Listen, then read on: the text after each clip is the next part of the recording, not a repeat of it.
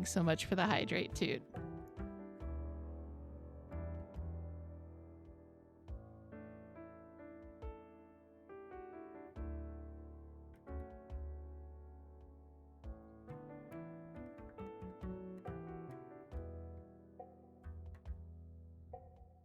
All right, well, Twitch is telling me that my stream is slightly unstable, but then again, aren't we all? So, we'll see. Hopefully we won't drop anything.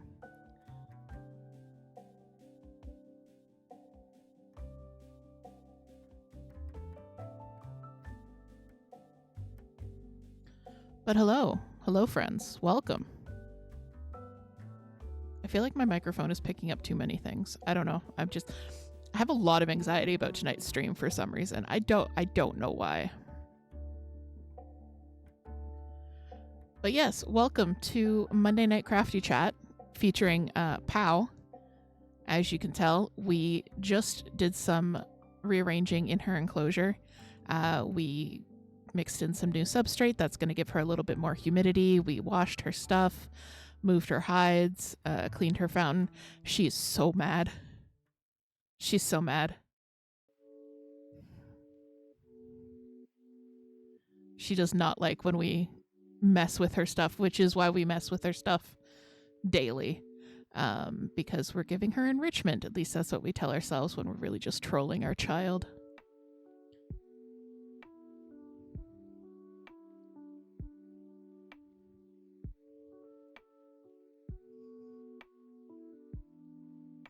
You can see the return of the crocodile skeleton there.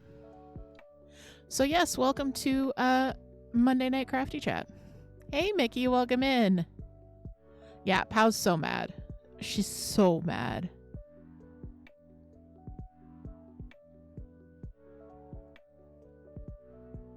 I'm glad you could join us, Mickey.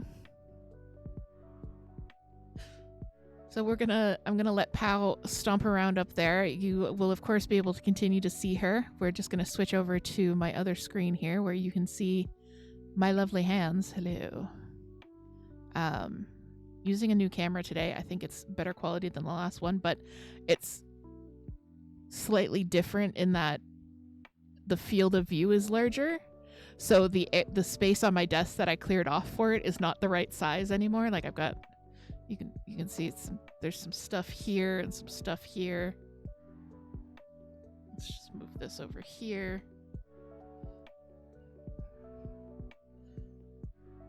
Just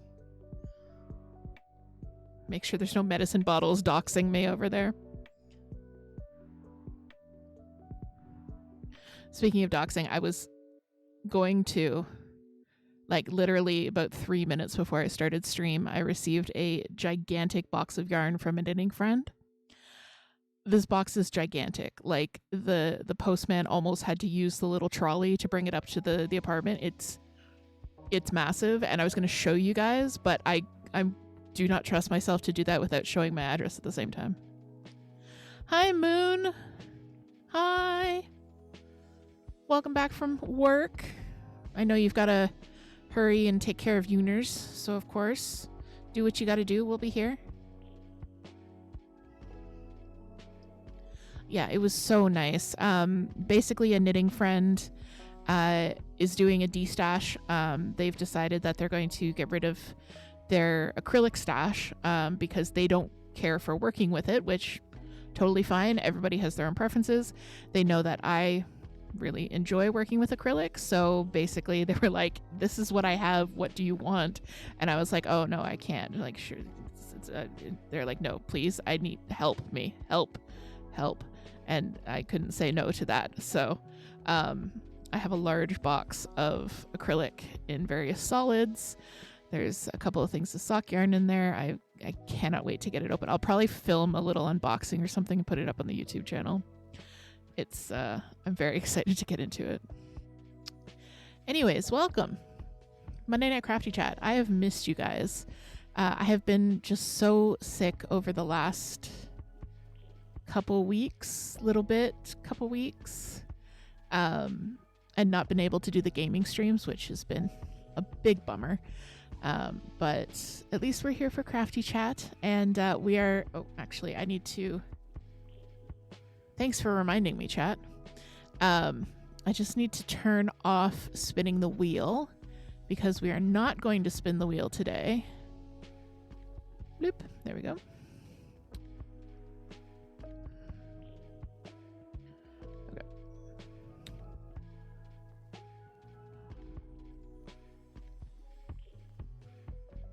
We are not spinning the wheel today because I am not feeling the need for the constant ADHD input of changing projects. I am obsessed with this project that I'm working on here, and it's all I want to knit on. It's all I want to do. Like, I've been waking up in the mornings and waking up early and laying there in bed thinking about knitting and just not able to go back to sleep because I just want to knit. So that's what I'm doing. So this lovely thing, I just started the color work portion of it like 2 rows ago. But this lovely sweater is called the Field Sweater. It's by a Danish designer, Camilla Vad. Hi, Titty. Welcome. Thank you for the hydrate.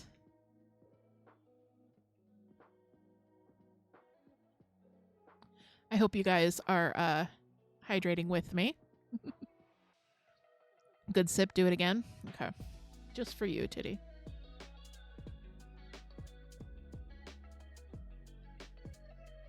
I'm so glad you could join us. If you have a crafty project you're working on, or if you just want to hang out and chill, if your crafty project is currently rest and relaxation, totally okay. You're drinking coffee. Coffee's good. A lot of people say coffee doesn't count for hydration, but as long as it's getting liquid into you, it counts for hydration. So I was just talking about my project, the Field Sweater by Danish designer Camilla Vad. I am using Lion Brand Mandala, which is a stripy yarn, but a couple of the colorways don't really stripe. They kind of do a little more of a gradient. And this is one of them. This is Chimera. I don't have a full cake of it to show you, but it's like this lovely kind of muted rainbow. Oh, hello, Paula. Oh, all of our friends are coming in today. Hello, hello. Welcome in. I hope you have something nice to drink.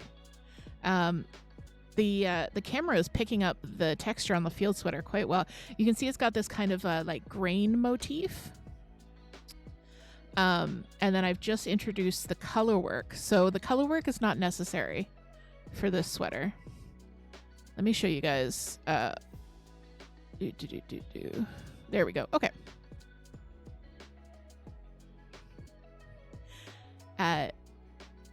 So this is the sweater. This is not the designer. This is actually a pretty famous test knitter. She test knits everything. I think the handle she goes by is like what's that word for when you're really productive? I can't remember. Anyways, her username is basically like really productive knitter. She test knits everything. Anyway, but what she did was she used 2 different colors, as you can see. So the grains so I'm just at that point where she started to introduce the white on hers. So what I'm doing is I'm using the same color, the same yarn, but I started at a different part in the gradient. So let's see.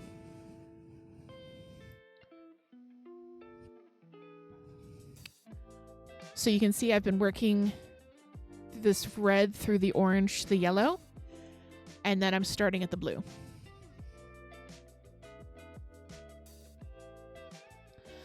Water's good. Water is great. And yeah, brushing the teeth for the night, you don't want to do much else than water.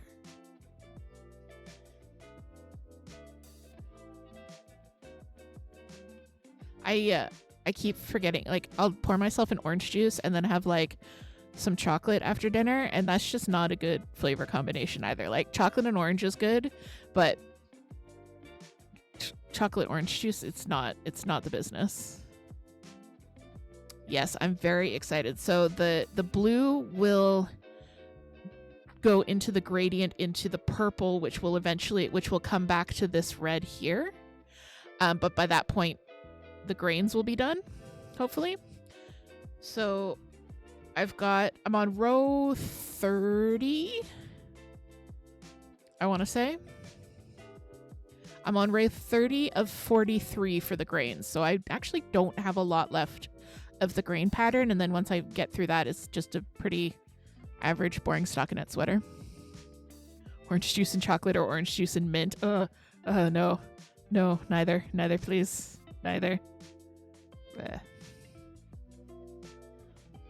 So, I love seeing the pattern come to life. The grains appear. I love seeing the way that the color gradient is working up. I've been very excited to get to the color work, to see how the color work works up. So basically, I just haven't been able to put this down. Unfortunately, because I am, as you say, a large fat man. Hold on. There's shenanigans happening. I am, as you say, a large fat man. There are many, many, many stitches on the needle. Sorry, I had to switch us over.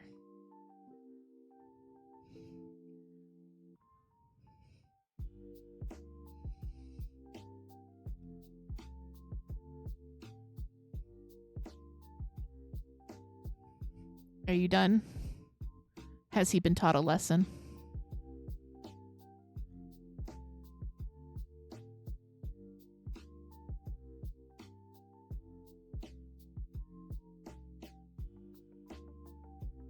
She's so mad.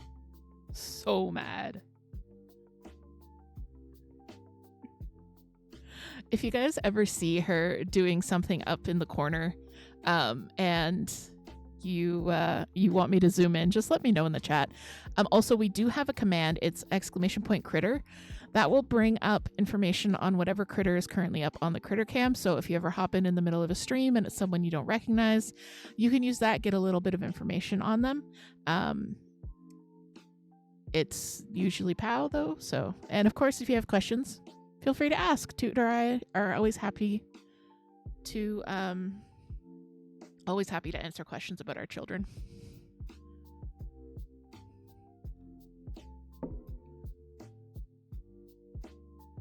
Latest fixation has been the long sleeve cardigan with boucle and merino held together. You're making based off of a t-shirt pattern. Oh, boucle and merino sounds like it would be a lovely soft combination.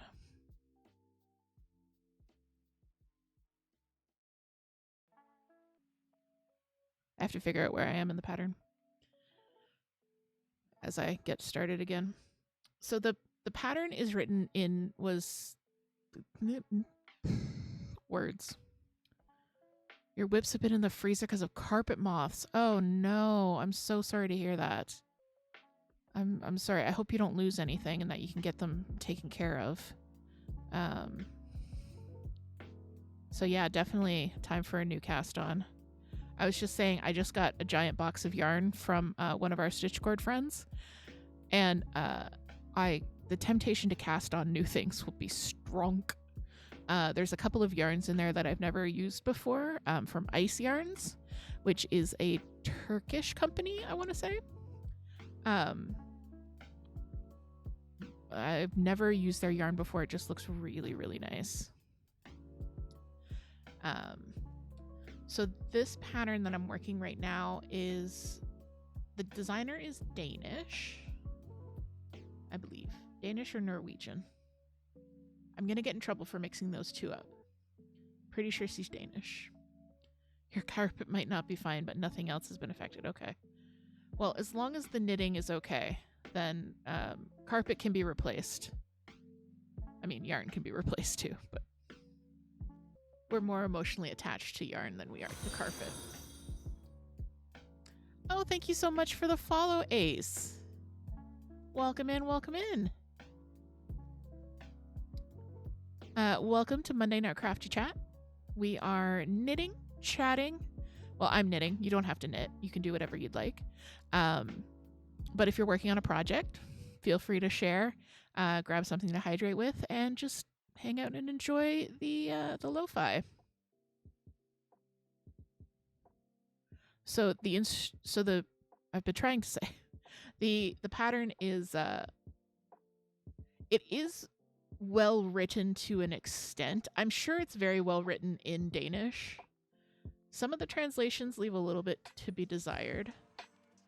But for the yoke, every line is written out very clearly. So it is quite easy to follow. There's just a few like little verbal things. You'll definitely come back when you're working on a project, but you did want to follow. See you soon. Thank you. I'm so glad. Yes, every Monday night, 5 p.m. Eastern until about 7 p.m.-ish, depending on how I'm feeling, we'll be here doing Crafty Chat. So come on back. Easiest is just to say Scandinavian. Yes, yeah. So she's a Scandinavian designer.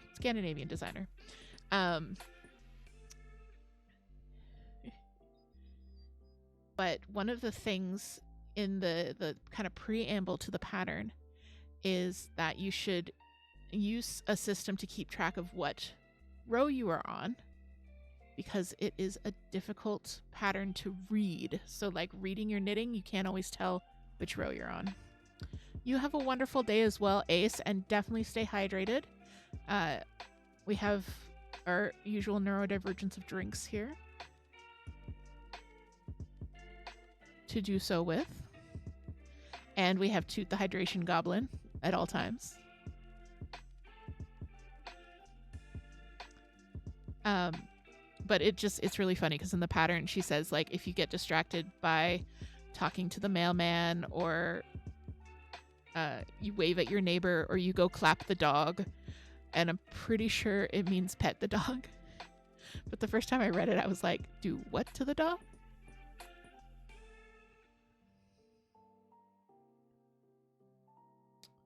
Toot has watermelon lemonade and strawberry cream soda. Oh, and is that one of the cream sodas that like a real cream soda, like a soda with cream in it? Amazing. Toot has discovered through the power of TikTok and Moon Dirty Dr. Peppers, which is Dr. Pepper with like extra vanilla flavoring and cream, like heavy cream. So good. So good.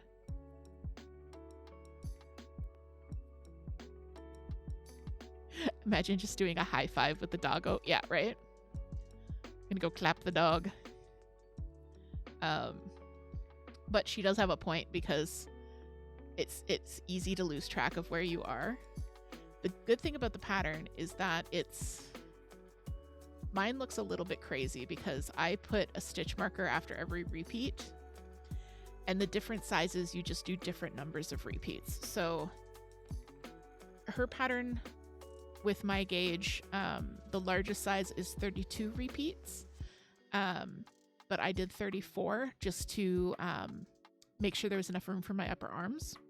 That was one of the kind of issues, controversy, drama, whatever you want to call it, around this pattern, because it's a very popular pattern, but the designer is Scandinavian, and just the knitting culture there, it's more traditional and not as size inclusive as a lot of North American designers have come to expect, or North American knitters have come to expect. So she did catch quite a lot of flack for not being more size inclusive than she was with the pattern.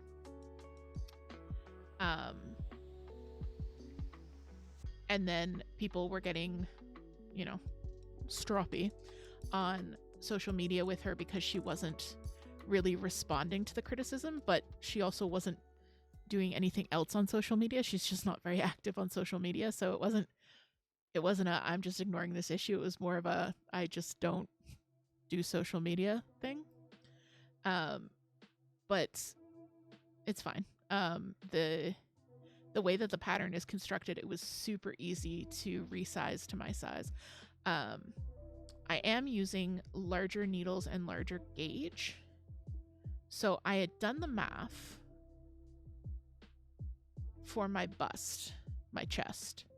I'd done the math for my chest, and if I was just going with that math, then... Sorry? If I was just going with that math, then I would be making one of the middle sizes, I believe, like something like 28 repeats. But that would have made my upper arms too, like it would have fit fine around my chest, but my upper arms would have been tight, and I don't like my upper arms to be tight on sweaters. And if I'm making something for myself, they don't have to be. That's the wonderful thing about making your own clothes. So I recalculated with my larger upper arms and landed on 34 repeats. But they start off as 5-stitch repeats, and then they're basically like a wedge shape. So they start at 5 stitches at the top, and they're 12 stitches at the bottom. And that's how you get from the collar to going around basically your upper arms and your chest.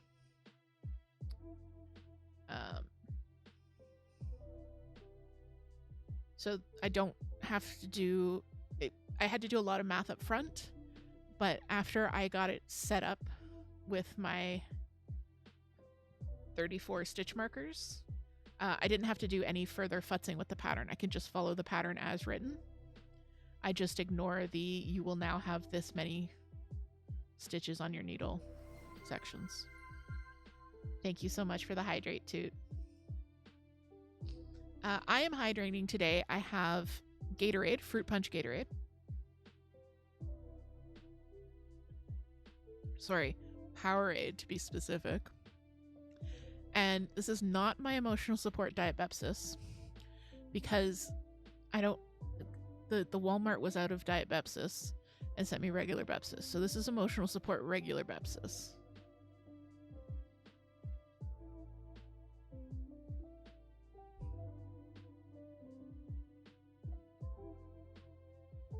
I don't know why I have such difficulty getting my preferred slight neurodivergence here. Yes, peaches and banana today. I prefer my Diet Bepsis in the like 750 milliliter bottles, the tall bottles that you get in the 6-pack. Or Walmart never has them. They'll either send me Pepsi Zero in the tall bottles or Diet Pepsi in the case. And then one time when I ordered the case of Diet Pepsi, because I just gave up trying to find the 6 bottles, they sent me regular Pepsi. I can't win. But on the other hand, they had the right garbage bags finally. The last 2 times I've ordered garbage bags, they have sent me the wrong garbage bags. Like, not wrong enough that I can't use them, but just wrong enough that they're not the right ones. Please tell me I'm not alone in that. If the garbage bags are like not quite the right garbage bags, it's wrong. It's off. Like, I can use them, but I'm not happy about it.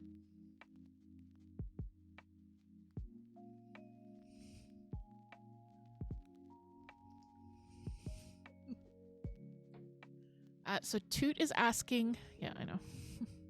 You like your soda in the 330 plastic bottles because you like to shake out some of the carbonation. That's valid, definitely valid. My best friend also doesn't care for carbonated drinks. So when we were kids, they would leave out a 2-liter bottle of ginger ale overnight with the cap slightly off, so that it was flat enough for them to drink.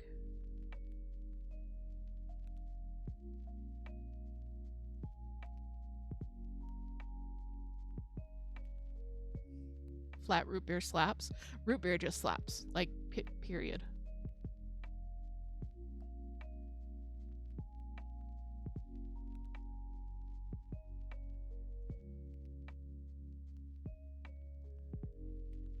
So we're not going to see a lot of progress on this sweater, just FYI.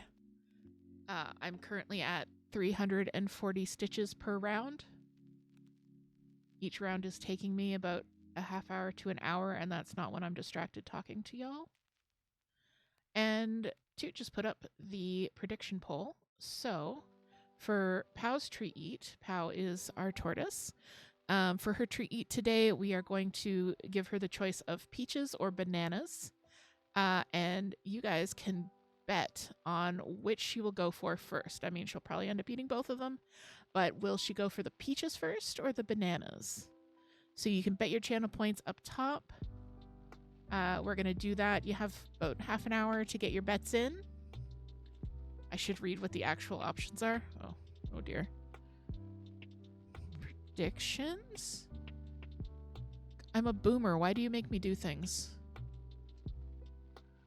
That's a poll. Oh, that's a prediction. Canned peaches versus an old banana. Yeah. Yeah, that's guys, we didn't get any fresh veg on our last grocery order. Sorry.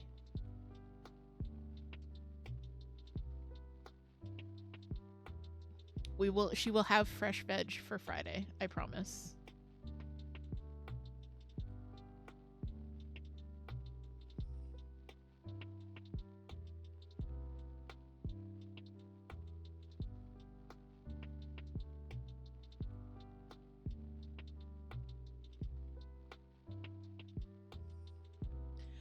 Pau's diet is mostly dark leafy greens like kale or bok choy are her favorites, with cabbage, broccoli, kohlrabi, those kind of like really nutrient dense leafy greens.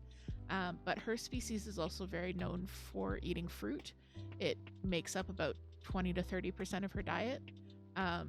So I give her tomatoes and apples, a small amount every day, and then we do the treat eats for her to get her that extra fruit and in her diet. And actually, you can kind of see it on the camera. Let me see if I can show you guys. Oh, well, her crocodile has moved so far. Way in the back, like kind of where the crocodile's tail is right now. Yes, back there, Pau. Thank you for showing us. You might be able to see, and I'll take some pictures of it and put it in the server. But she has a little tomato plant growing. It's actually becoming pretty well established.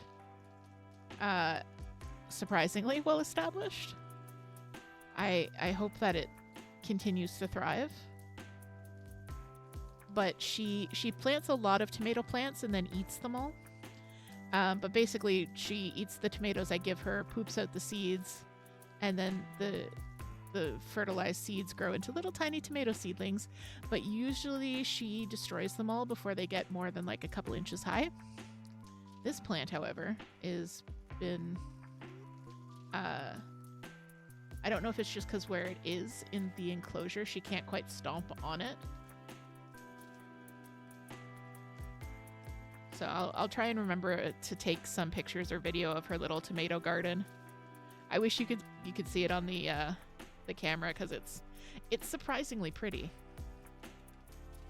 Now, the complicated maneuver I'm attempting to do right now, I have to knit 5 together through the back loop.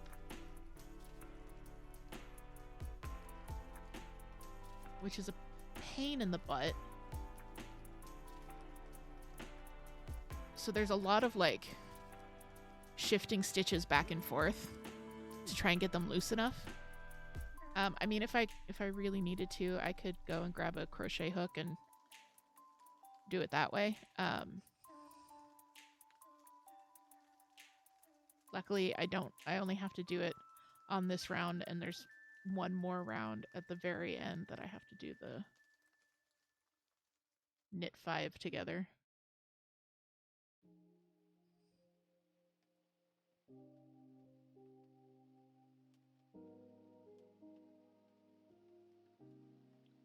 So the designer does include the instructions for doing it both with and without the color changes.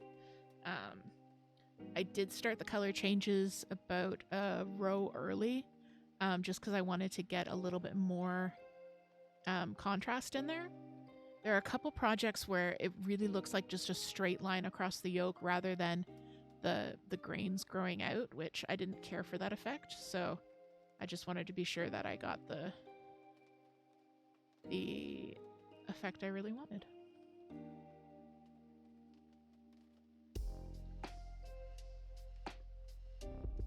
I wanted to ask your opinion on a new screen name. Courage One is not pronounceable for English speakers. I am so sorry. I really like, so the options are plot stitcher, story stitcher, and pen and needle. I really like story stitcher. I like that double st sound, and it just has a really nice flow.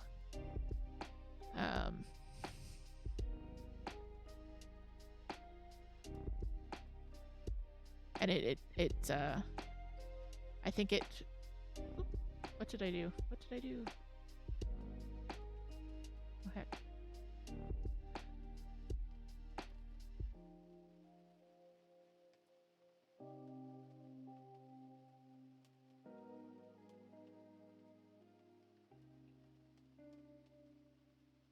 Of course, glad we could help.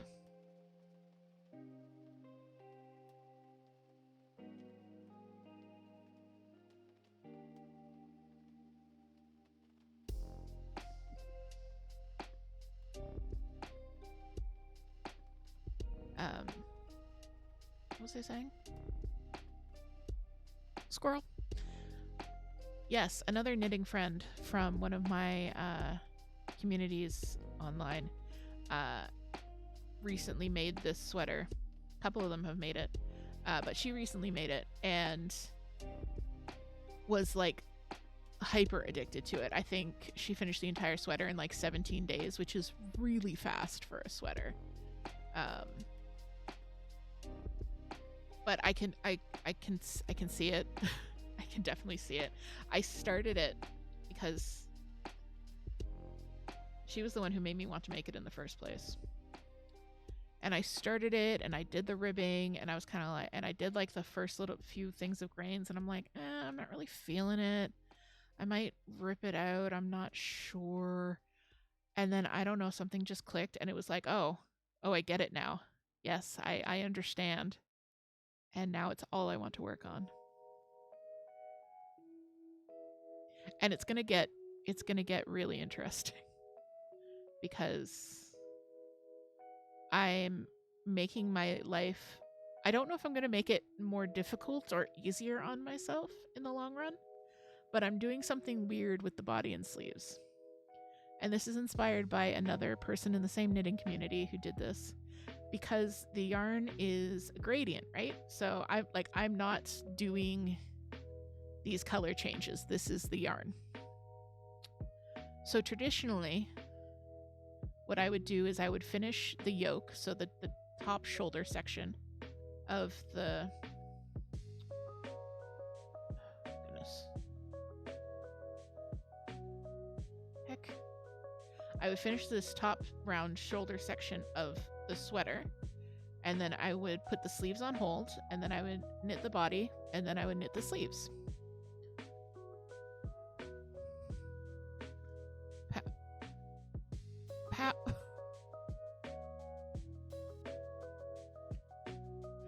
Well, at least now we know how the crocodile gets around the enclosure.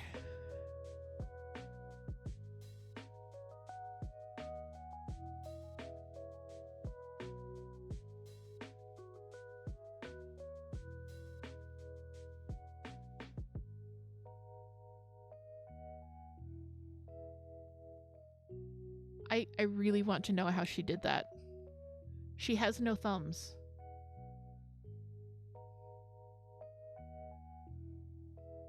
She has no thumbs and she can't reach her legs over her head. I'm gonna have to watch back the footage and figure out what happened there.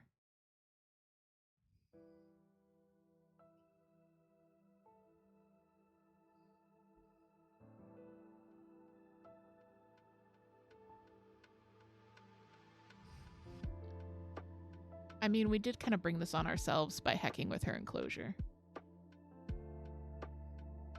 But it's good for her. We're doing what's right.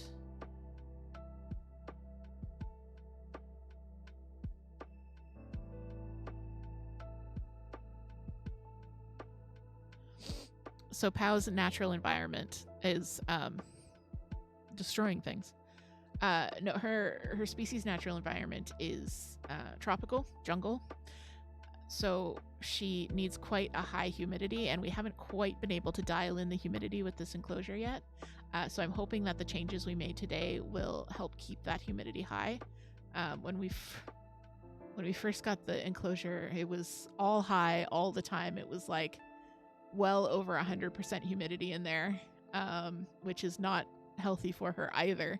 We want it to be like 80 to 95% humidity, and she was like well over, like we could only measure up to 100, and it would have been well over that. That's one thing that you have to keep in mind with reptiles. They all have different humidity needs as well as temperature needs.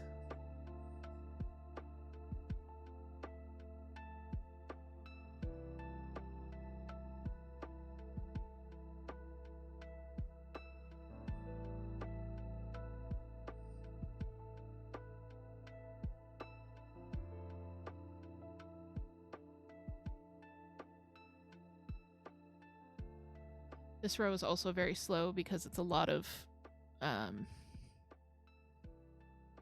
baubles. So I'm doing a lot of cabling without a cable needle, and then knitting 3 together, knitting 5 together. It's just a very slow going row. The next row is just knitting, which should be a lot easier.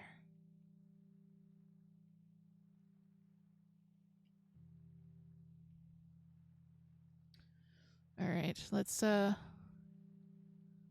let Pow take her crocodile friend on an adventure there.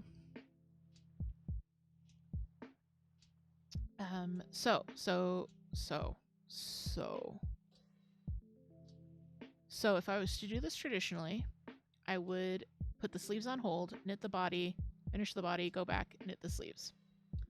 However, because I am working with a gradient yarn, oh my god, stitches, do what I say.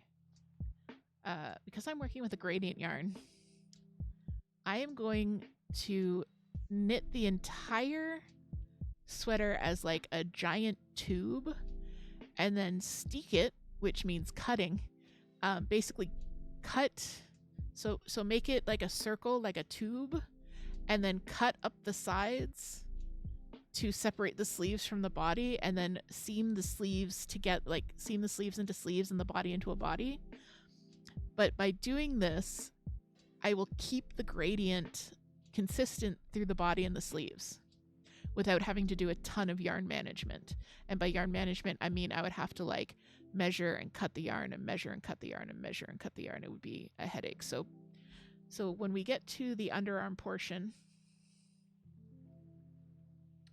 of, when we get to the portion of the pattern where I would usually split for sleeves, which means I would put the stitches for the sleeves on holders and continue working in the round.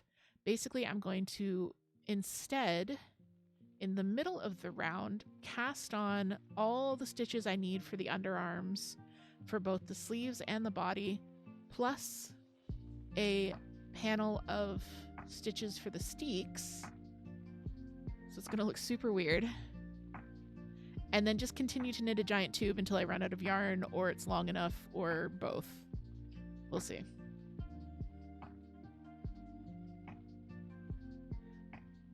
I don't think I'm going to run out of yarn, but I'm not sure.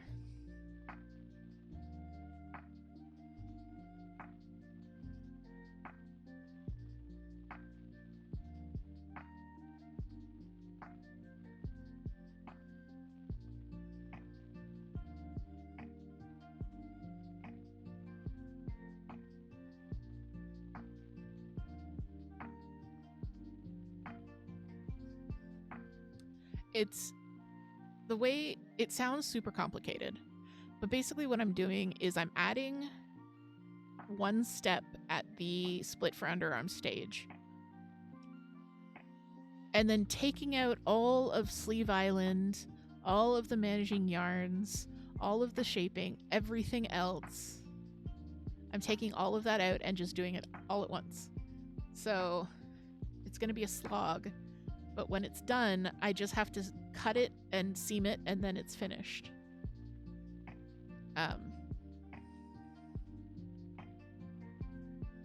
And Paula, if you're blaming coffee right now for this, it wasn't coffee who gave me the idea. Yeah, Stockinette Island might still happen. But I'm hoping that the cool gradient effect of the yarn and wanting to see how that plays out will protect me from Stockinette Island. Who knows? I may just become hyper-focused on this for the next 13 rows and then put it aside for 6 months like I do with everything else.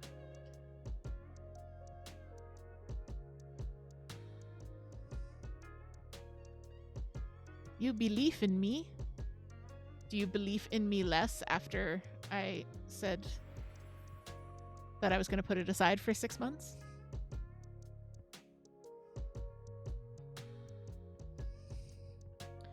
You thought about steeking your cardigan so you don't have to purl, but the cardigan is black. Yeah. Yeah. That is difficult. Although, if you're just dealing with one yarn instead of stranded, you could probably get it.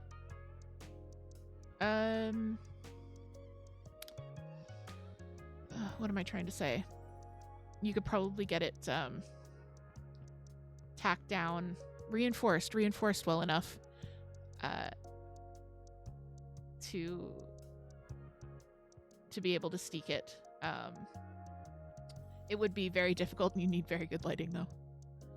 We've been married for 15 years. You know you put projects aside for ages. I know. I know. I am the king of unsustainable numbers of whips.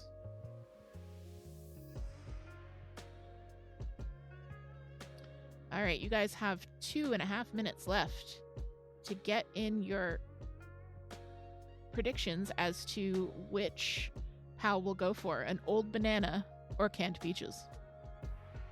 And then we'll give her her treat. You'll get to see Toot's lovely hands. And then we'll go back to knitting and hydrating. I actually love the concept of steeking. There's 12 minutes left? Oh, I can't read. There's 12 minutes left. The 1 was hidden over the icon. You have 12 minutes to get your predictions in.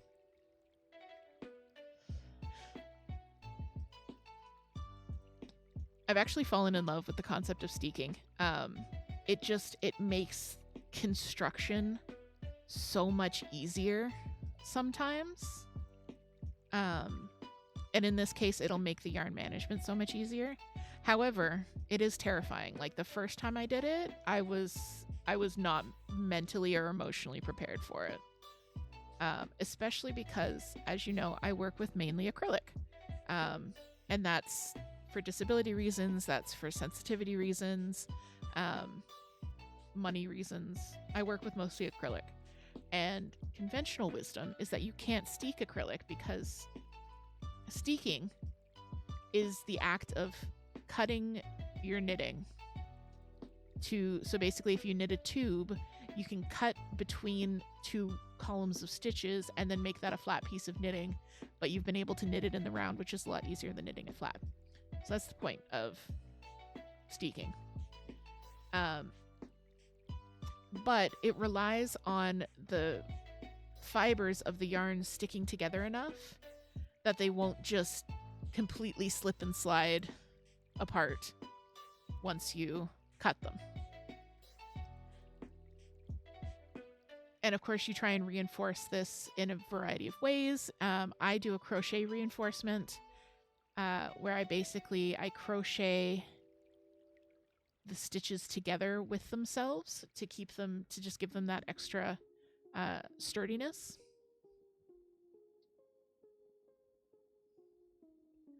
You can also reinforce on a sewing machine, which is just sounds exactly what it sounds like. You run your knitted piece through a sewing machine, which I would be even more scared to do than the steeking itself, I think. And then you can also needle felt, but again, that only works on wool. So a lot of people say that you can't steek acrylic because it just isn't sticky enough to itself. That steeking relies on the unique properties of wool to stick to itself in order to steek successfully. This is not true. You can steek acrylic. You just have to be very, very careful with your reinforcement. Make sure you get every stitch. Make sure that you're not putting unnecessary pressure on the cut stitches. But I've done it several times successfully. So, I mean, you can do it. Like, if people say that you can't, you can. And I will direct them at several projects that I have done. And thank you, Toot, for the hydrate. Just get that bauble taken care of.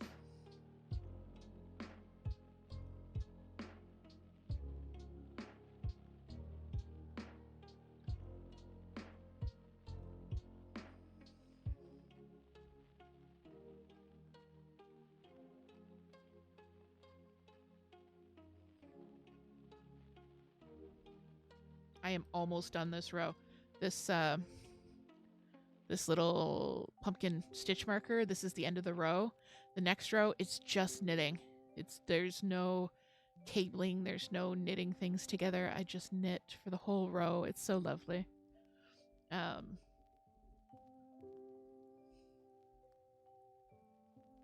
guess my other whips are going well. I think I've shared pictures of them, most of them in the server.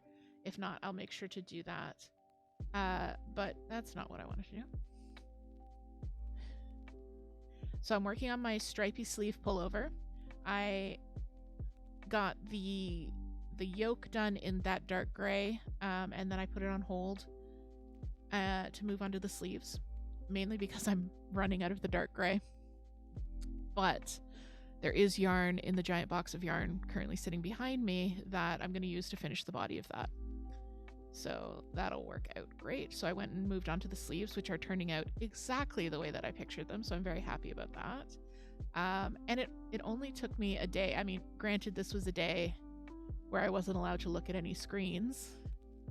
It only took me a day to knit that half a sleeve. So when I can focus, I focus. Nice new name, Paolo. Cotton should work the same as acrylic then. It should, in theory. I don't know if I'd try it on the mercerized cotton just because it's treated to be so slick, but just regular untreated cotton, I would probably steek the same that I would acrylic.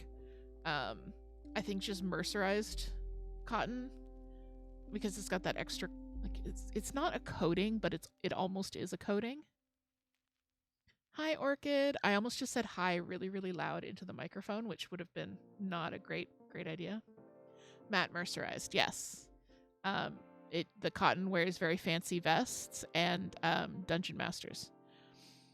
No.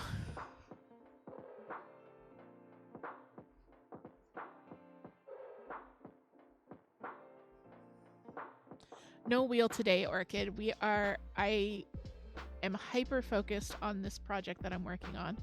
I know it looks like I'm going very slowly, but this is a very fiddly row. This is the field sweater.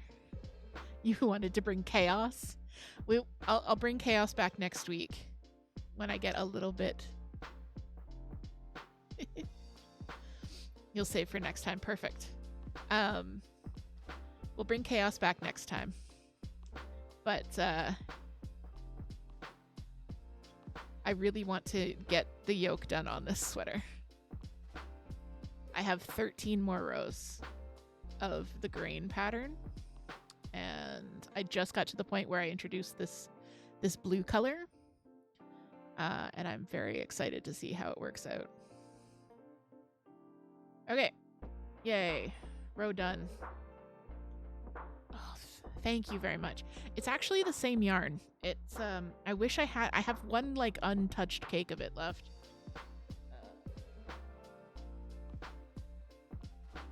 Here's a partial cake. It's Lion Brand mandala in the colorway Chimera. So this is half a cake. So this green I wound off so I could start the blue. But basically it'll go through blue and purple and then back to this reddish purple and around and around and around again.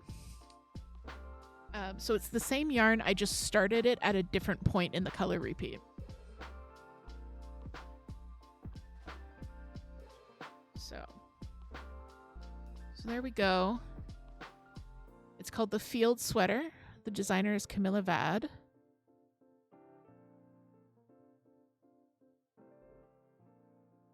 I lost my mouse. Thank you.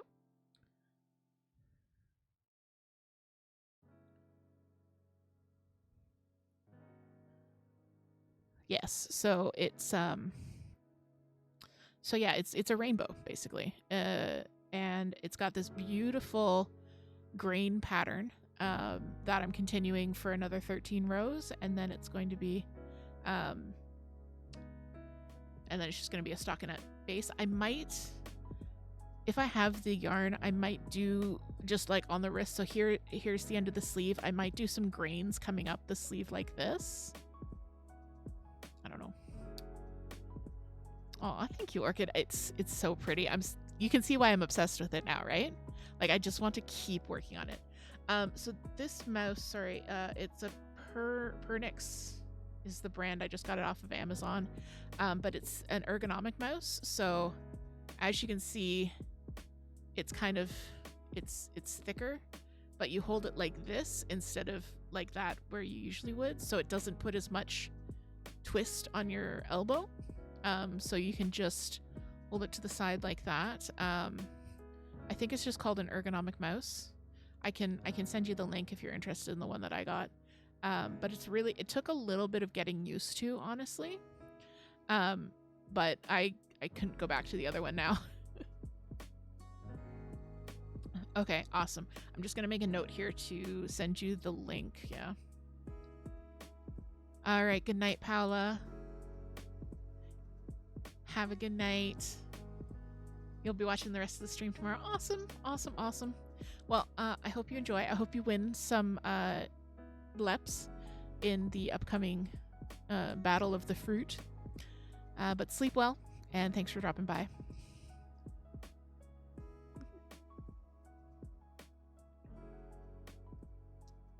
I don't use mouse and keyboard when I'm gaming. Just that combination really hecks with my joints and my elbows and my shoulders. So I was doing it for a couple of games because it was worth putting it up for it. I just don't anymore. I don't play a game unless it's controller. Thank you, Toot. So yes, Toot sent a link to the mouse that I use in the server if you'd like to check that out. All right, what was I doing? What am I ever doing, guys? I'm reading the pattern to see what I'm doing next. Round 30. Oops.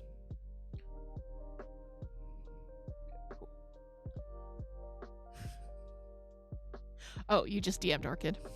Never mind. I saw a new message in the Cozy Hide. And I'm like, oh. I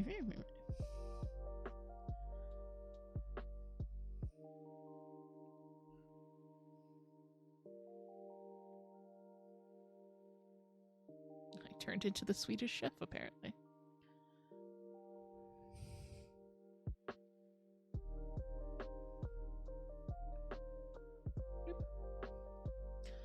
Okay, so that was row 29. There are 43 rows of grains. Yes. Okay, last few seconds to get your votes in on what we're going to do for Pal. On what Pal's going to go for first. Toot is going to get that ready. So your choices are old banana or canned peaches.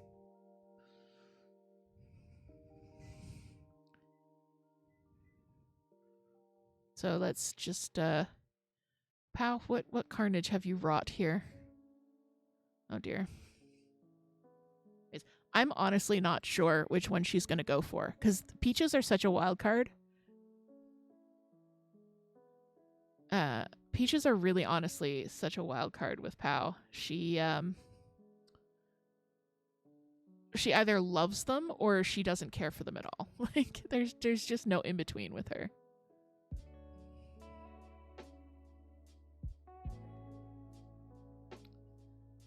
Okay.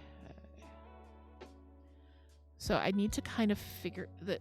So there is instructions for doing the color work included in the pattern, but they're written a little bit confusingly, so I'm kind of doing my own thing.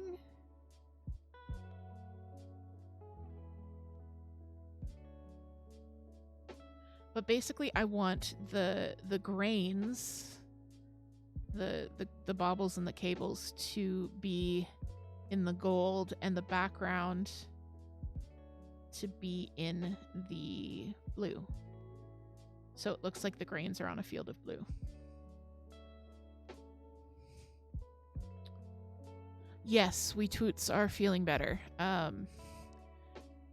We're not 100%, but definitely feeling a lot better than we were. Yeah, I don't know, some kind of horrendous bug hit us both at the same time, and we were just down for the count. One of us would start to get better and the other person would be terrible, and then it just went on for way too long. Anyways, all right, so we're getting ready for our treat eat here. So all of our votes are in. Let's take a look at the contenders here. I've got Binks on my desk trying to help. Pow has covered her feeding slate in dirt. So we have 14% of people are voting for the canned peaches, and 86 are going for the old banana. All right. So let's see which one she goes for. She sees the fruit. She is aware of the fruit. She knows that the treat is being yeeted. All right. Let's see. What is it going to be? What is it going to be, pal?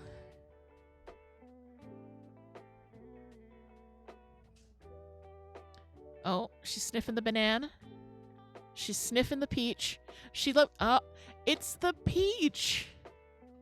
I thought that was just for dramatic tension. No, she went for the peach first. In a shocking surprise upset victory, as I accidentally mute my microphone. It's the peach. That was a decisive peach victory. All right. Well, amazing. I thought she was going for the dramatic fake out. The sniff one, sniff the other, sniff one, sniff the other. No, she sniffed one, went for the peaches. All right. Like I was saying, peaches are such a wild card. She either adores them or completely ignores them. All right, the result, canned peaches.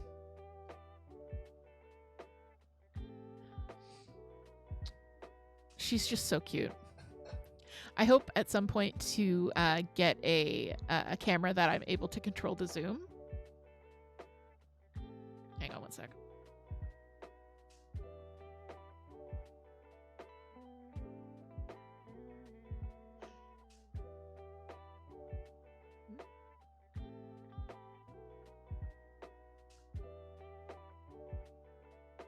Oh, she's really going for those peaches.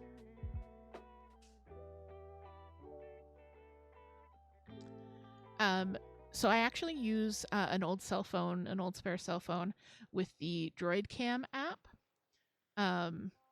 It's basically an app that connects to my streaming software, and I use my phone. Thanks. Stop eating my yarn. My phone camera as a webcam. That's what I'm using for both of these cameras, actually. So the one in Pow's enclosure is an old phone, and the one that is Binks. Stop it. And the one that you're seeing my knitting on is one of either mine or Toot's current phones, which have a slightly better camera. Toot's phone has a way better camera, to be honest.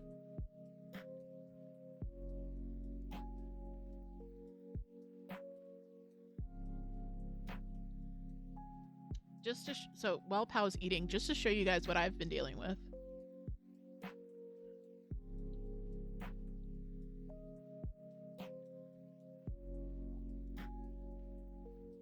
Sorry for the extra microphone noise as Binks loves aggressively against it. She was grooming the sweater. She was chewing on the yarn. She needs attention desperately. Although, to be fair, she's gotten into the habit of curling up on my desk when it's clean. And this would be the spot where she would curl up. So I am kind of in her way right now. Whoop.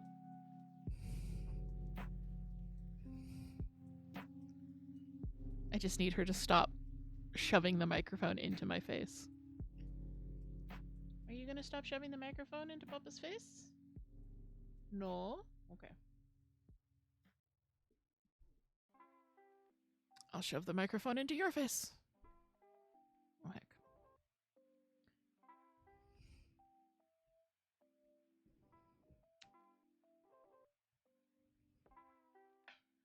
I cannot see my knitting at all. Binks is completely obscuring my view.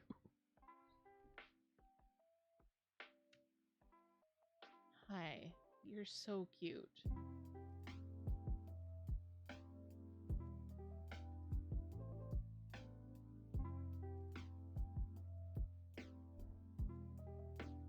Hi.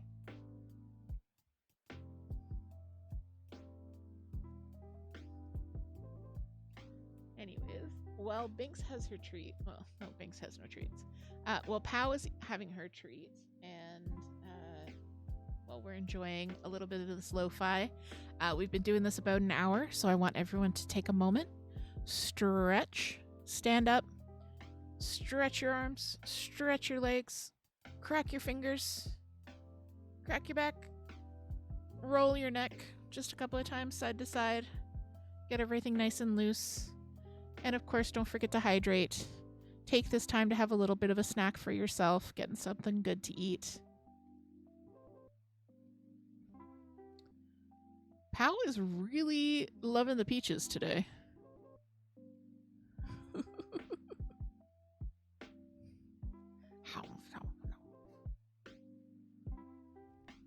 Pow, you don't have to look dead into the camera every time you finish a peach. This isn't The Office.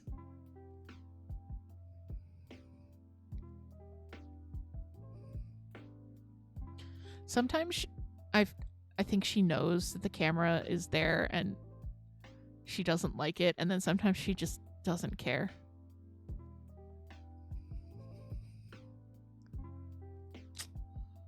Yep.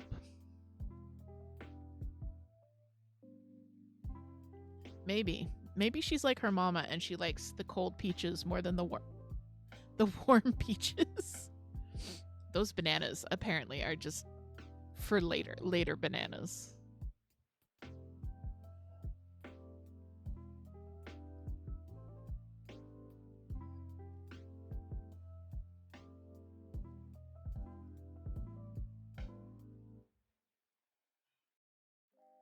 Okay, I've gotten Binks away from the knitting.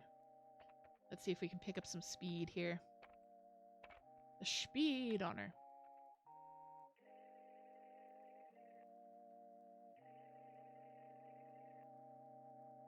Yeah, this row's already going so much faster.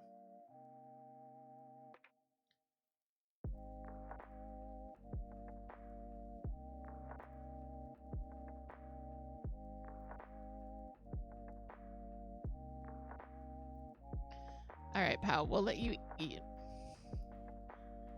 Pow doesn't like being recorded. Well, she's eating. Let's give you another glamour shot of the yolk there. It's so pretty. I'm so in love with this project.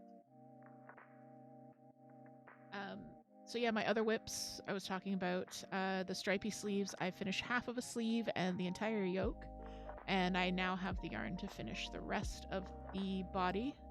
And I definitely have enough yarn to finish the sleeves. And then I'm also working on my Mr. Rogers cardigan, The Beautiful Day, which I have about 6 inches left to go on the back before I start doing the armhole decreases. And the back is the most boring part because it's just got the plain, it's just plain stockinette after a bunch of ribbing. So that's going well. And then the other one I have out right now is Peach Fuzz, which is the one with kind of the modular color work. And that one I haven't really done much on. I've finished the short rows on the back. Short rows are when you knit back and forth across a small section of the row to basically add some like height in that one section, but not in the whole thing. You do them around the shoulders of sweaters to help them fit a little bit better. This one actually does have short row shaping. Not very much. I'm just trying to see if you can... Yeah, you can't really tell at all. But there's, right before this first grain, there's a couple of rows here. So there's a few short rows to just make the... Because the back... If you look at any of your commercial t-shirts, the front of the collar is lower by a couple of inches than the back. And that's just to help it fit a little bit better because our bodies are not symmetrical front and back. So the short rows just help with that. Can I just yeet a stitch marker into the ether? I did.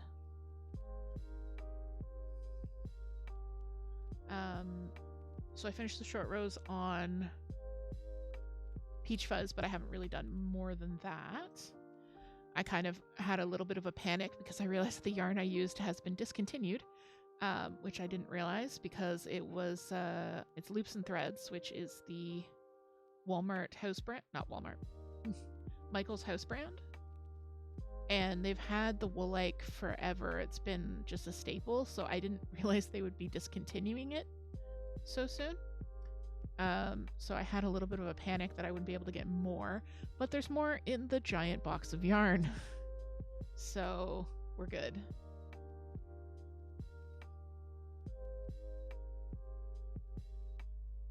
Yeah, this box of yarn, the poor postman, like, I'm pretty sure he was regretting not using his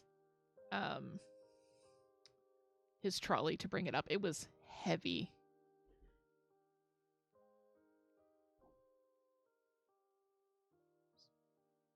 And like, yarn is pretty light. But this box was dense. I'm very excited. Of course, this means that I have to... So after stream, Toot is amazing. Toot has made dinner for us. So after stream, I'm going to have some dinner. I'm going to go put the sheets back on the bed because we had to wash the sheets because we're grown-ups and grown-ups wash their sheets. I have to put the sheets back on the bed because nobody likes sleeping on a naked mattress. And then I am going to go play with yarn forever. Yes. I want to arrange my yarn boxes by potential project. So when I go in there, I'm not digging around for random balls. I can just like grab a bag and I know that it's got everything in there for the project that I need. Because I did not do that and I know I'm missing some yarn for the projects I currently have on the needles. I did get my yarn down to 4 of the totes that we use, the plastic boxes. Last year I had 7 plastic boxes and 4 boxes of whips. So it was 7 of yarn and 4 of whips, and I'm down to 4 of yarn, and I was down to 1 of whips, but now I'm back up to 2. So I feel good about the fact that I need to probably add a couple more boxes tonight, but we'll see. We'll see. And Toot will roll her eyes and play Pal World while I roll around in a large pile of yarn.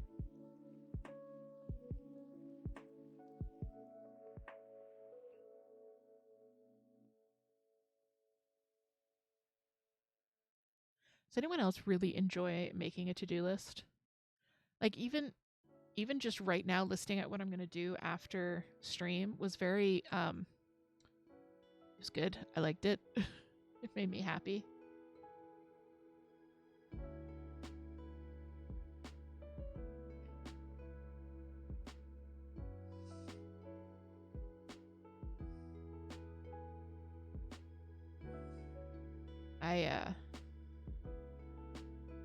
I like making lists. They soothe me. I have 2 planners.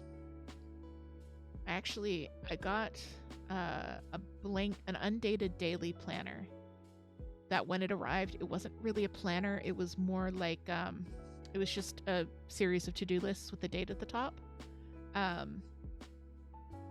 So I ended up getting another planner in the same line. It's this one that you can kind of see off to the side here.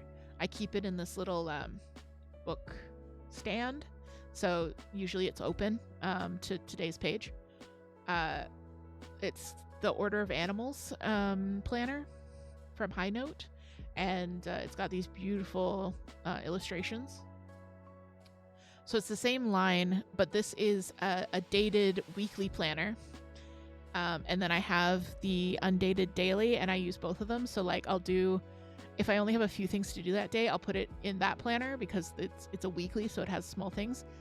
And then every now and then I have a day where I just really want to do like a really detailed to-do list. I'm not going to show you one because I don't have one that I haven't pre-read to make sure there's nothing incriminating on it. But some days I'll have a to-do list and there'll be like 25 or 30 items on it. And it's all stuff that I do on the daily anyways, or it's small stuff, or it's like regular tasks that are broken down into smaller chunks. But I really like having a detailed to-do list that I can organize and bullet point.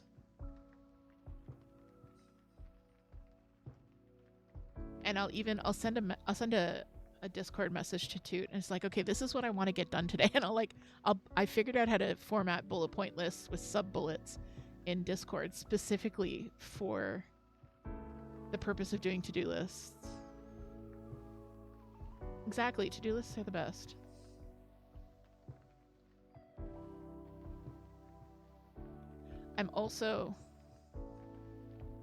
I've said this before, but I might actually do it now. Is play with some of the Google Assistant functions, because we have a Google lady in our house that controls our lights and things. But they can also take notes for you and add things to lists for you. So I might, that just seems like it would be good where you can just say it into the ether and it gets added to a list. You don't have to go and sit and write it down. I just have to remember to then check those lists, which is the sticking point of that system right now.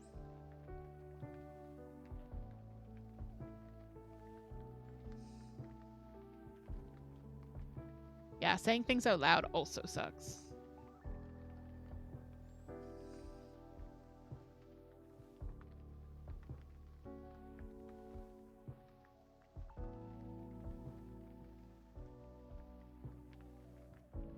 Also, welcome back, Moon. Did you get Uner's food all together?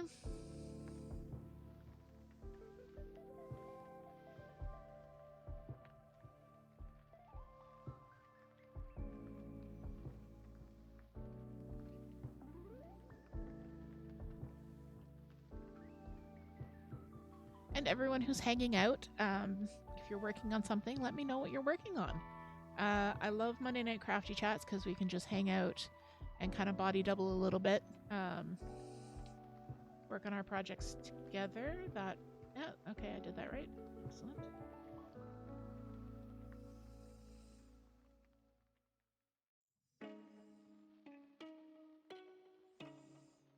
You're working on defeating the patriarchy. I know that that's the name of the cross-stitch pattern that you're doing, but God, I wish that you were actually defeating the patriarchy. That would be amazing. And hating backstitching, I know. Backstitching is not your friend.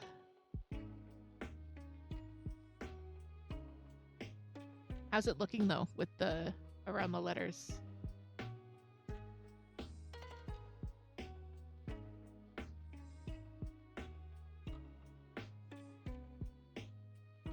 Yes, I would like to see. Here, I can show chat too.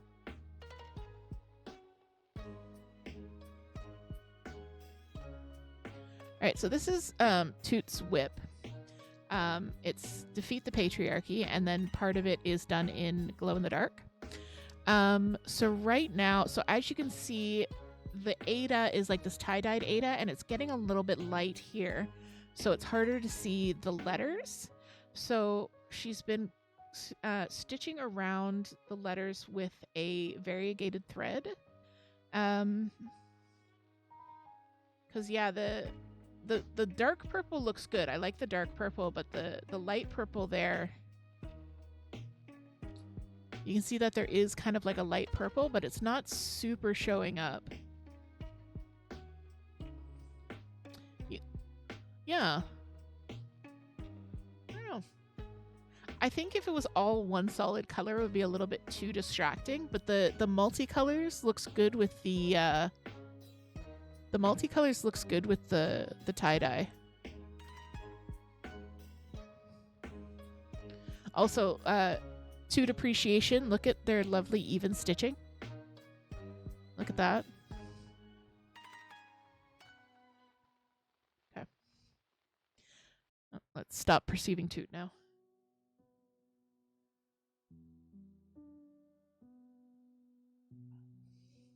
No, I think I like it. If it's the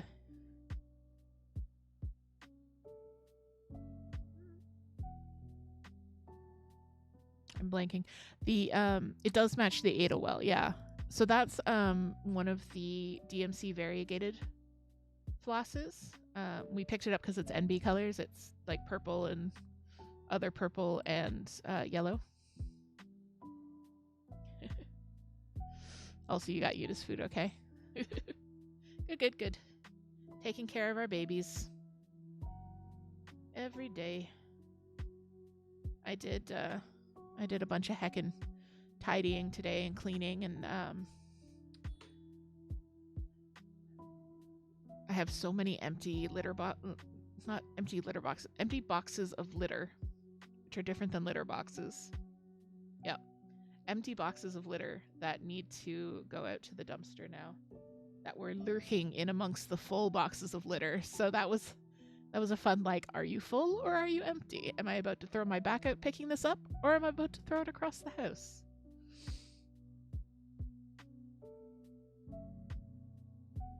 But I just did some rearranging so that the area kind of around our kitchen is easier to traverse. I'm relying more and more on my walker to be able to cook. And also we're both just needing a little bit more maneuvering space. So I did a little bit of rearranging so that we have that space.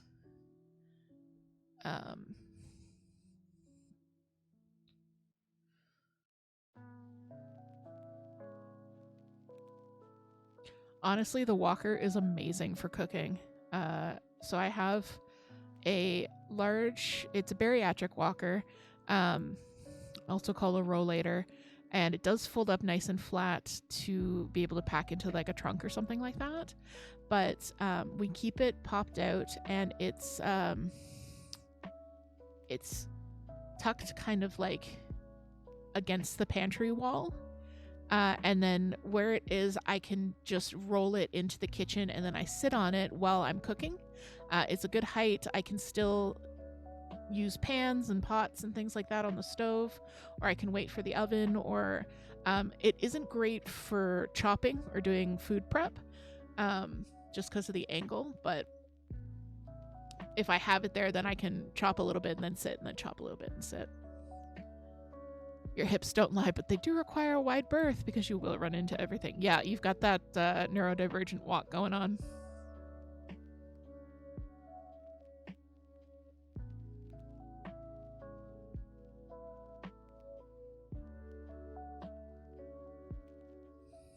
Also, somehow sitting is easier on my brain than standing. Like, when you're waiting for the water for the kettle to boil, or you're waiting for your ramen noodles to cook and you're just like sitting and watching it. Sitting is so much easier than standing. I don't know why. Where did you get that hip bruise? Who knows? Who can say? Yeah, the mystery bruise. Speaking of bruises, if you guys noticed, which you probably didn't, so I don't know why I'm pointing it out, I do have a bruise on the back of my hand. I'm okay. I was in the hospital last week, and just trying to get the IV, and they did a little bruise. You can poke it; it doesn't hurt. It's just got that like scaly dragon skin thing going on.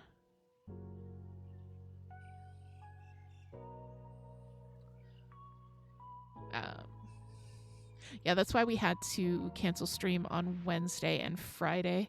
I had a seizure shortly before stream on Wednesday and ended up hitting my head, and I went to the hospital, and it was a whole thing. But I'm doing a lot better now. Feeling much, much better. I woke up, took a shower, put on real clothes, including socks. Socks are my secret weapon for getting things done. If I need to get things done and be human, if I get dressed and put on socks, I'm gonna get stuff done. So that was nice. I was able to do that today, and I'm probably gonna do it again tomorrow.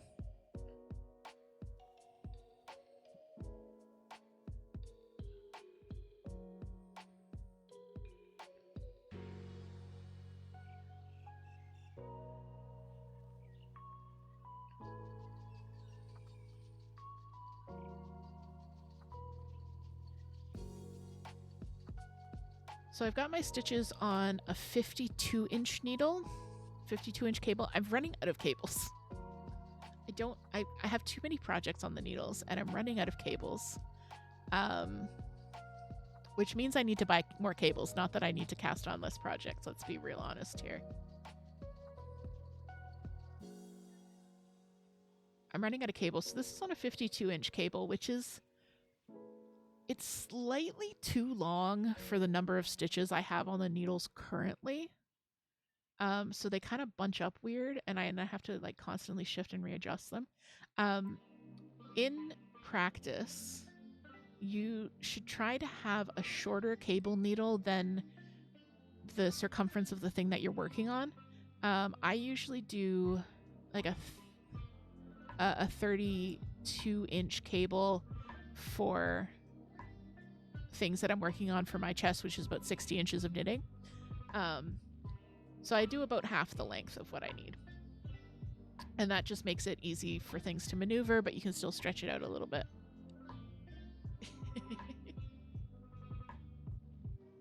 We're ganging up on you, Toot. I can buy neon green cables. It's happening eventually. Someday. When I can buy things again.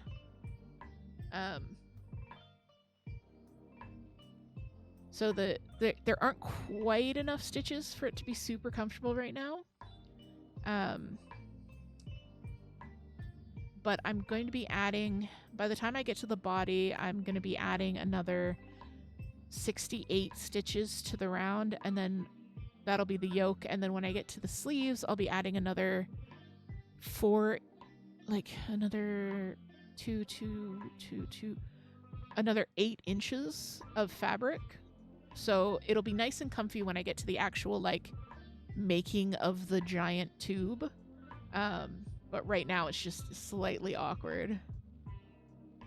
But before it was on a 24-inch cable, which was like way too short. So either way, I was just not, it's not been super comfy.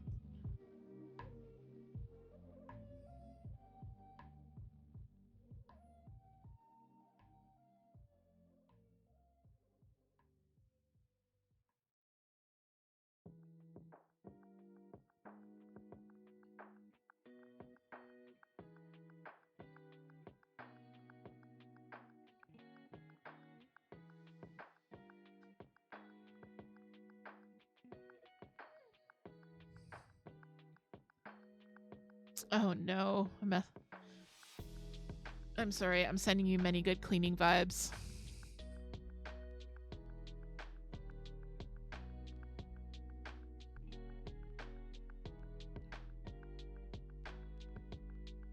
We have high-sided. Oh, she came to see you with a puffed up tail. Oh no. Mama, I did a heck. Mama. Mama. Just did a thing. Poor baby. Our babies don't tend to make a huge amount of mess with the litter, but they will knock bowls over. And yes, Binks was Superman the other night. She got her head stuck in the handle of a paper bag and went tearing around the house with the paper bag, with the handle like around her neck and the paper bag trailing after her.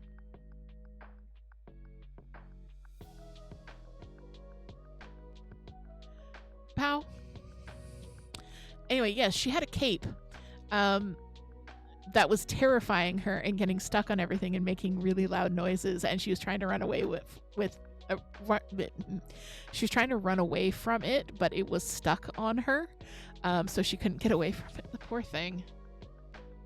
Anyways, I've switched us over to Pow because her crocodile friend is, well, he's there.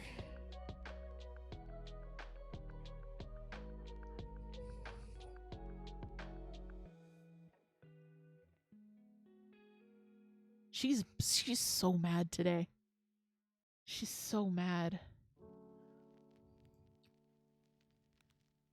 I see she made dirt pies with her banana. I need to go back and rewatch the footage from this stream of just Pow being destructive up in the corner. Speaking of Pow being destructive and stream footage, I have been working on putting together a few YouTube shorts about the animals. So one of them went up yesterday. They do, you get a notif in the server when anything new goes up on the YouTube channel. Got another one coming out tomorrow about Pow. So yeah, I'm gonna try and keep doing those every now and then when something entertaining happens. And of course, if you see something funny on stream, you can always clip it for future, and I can pull that footage and zoom and enhance.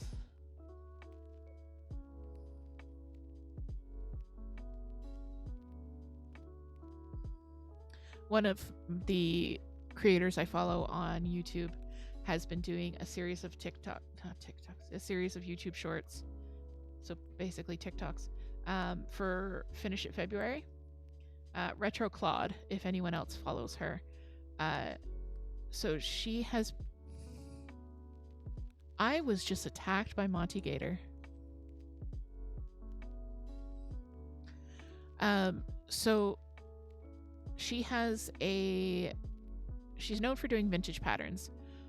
She's been working on this 1940s daisy blouse, where you use like this little daisy flower maker thing. Oh, this isn't gonna work. This little daisy flower maker thing to make these little tiny flowers, and then you crochet them together. So she decided she's made all the flowers. There's like 364 of them or something. There's a ridiculous number of these individual flowers, and she was going to crochet them all together for Finish It February. And she's been doing a video every day, a little short every day, with her progress. This project is cursed. Oh my god, I feel so bad for her following her updates, but also like it also feels good to know that other people have cursed moments as well.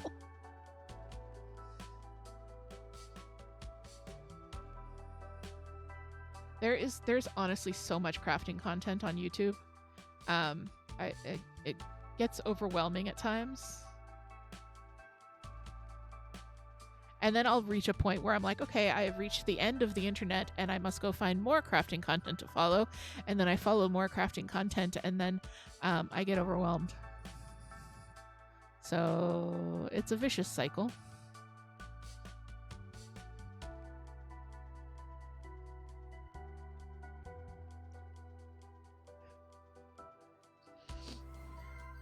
The crocodile is already dead. You don't have to try and drown it. Also, it's not real. It's her best friend. How dare you say it's not real? And thank you for the hydrate.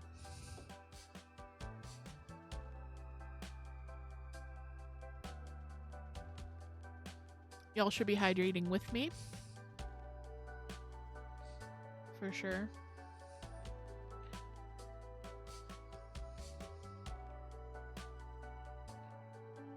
Is it weird and off-putting when I say y'all? Because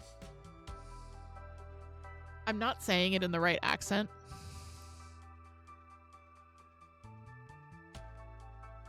But I picked it up from Toot, who does say it in the right accent.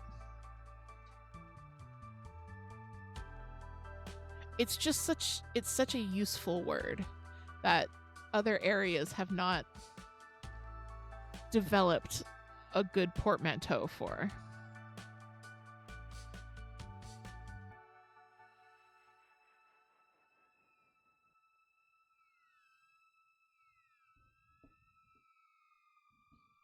I feel like my microphone has been creeping closer to my face. Maybe I'm just swaying into it. I'm slowly collapsing into a puddle of goo. Oh, a cat just went by. Hello, cat. Would you like to come and be on stream? Actually, no. Don't come and be on stream. I want to get some knitting done. Oh, but the views. The views.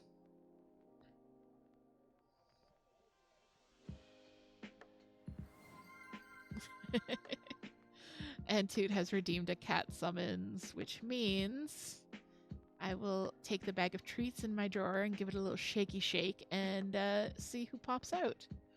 So let me just get that stitch there to secure that stitch marker.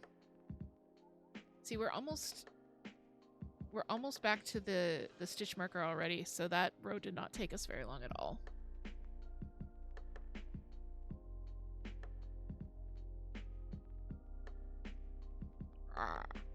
Hey, little guy.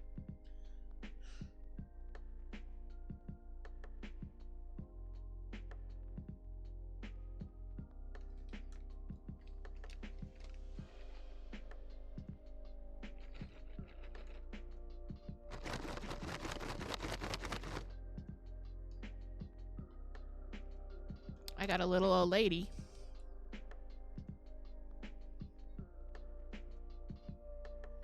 Come on, Bells. You can come here.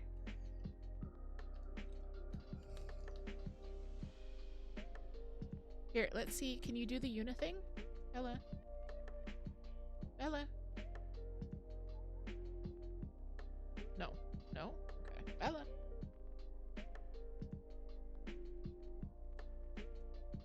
Okay, that's as high as Bella goes. Okay. Here, Banks.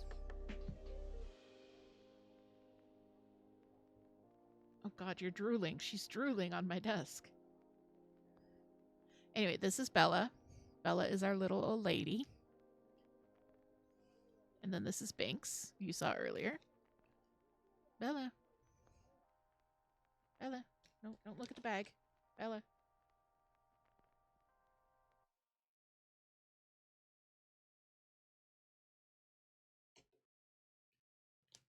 We'll work on it. We'll work on it. There's a large, handsome man under the desk.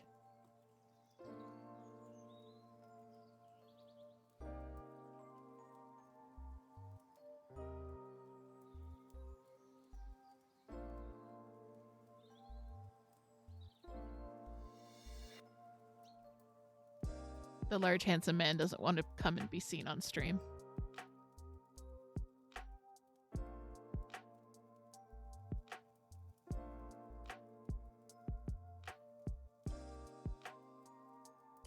The large, handsome man was sleeping so hard, he's not even awake.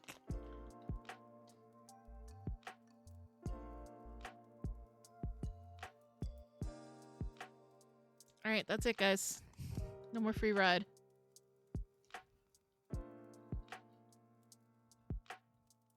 You bring me the views, I give you the treats. She drooled all over my desk. Ugh. Toot, can I borrow a paper towel?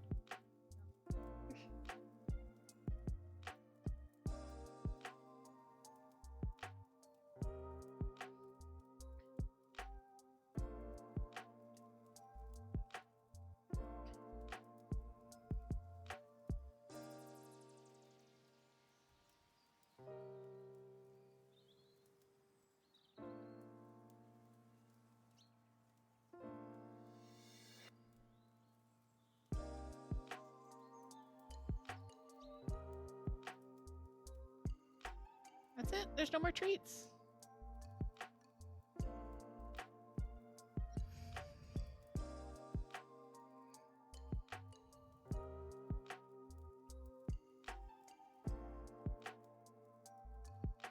That's it, babies. No more treats.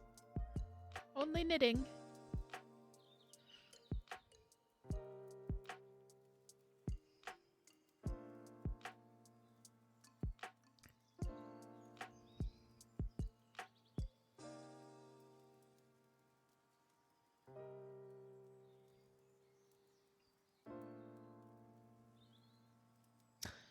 Yesterday's YouTube short was for Bella and Banks doing their social grooming. Cats, when they groom each other socially, they do it in a hierarchy. So thanks to throwing up the link to the YouTube there if you want to go watch it. So they groom in a hierarchy. So basically, if you're higher in the hierarchy, you can groom the cats lower than you in the colony, but you can't groom someone higher than you in the colony. So everyone grooms Banks. She's everyone's kitten. She's the lowest ranked member of the colony, above myself and Toot, of course. We are accepted as members of the colony, but like barely. Whereas Bella is the highest ranked.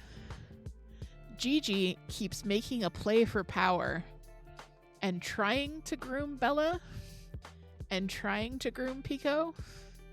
So right now it goes Bella, Pico, and Early are about equal. I'd say Pico's maybe slightly higher than Early, then Gigi, and then Banks at the bottom, which is also in order of age, which makes sense. But Gigi keeps trying to groom Pico and Bella, and every time he tries, he gets smacked for it. It's so funny.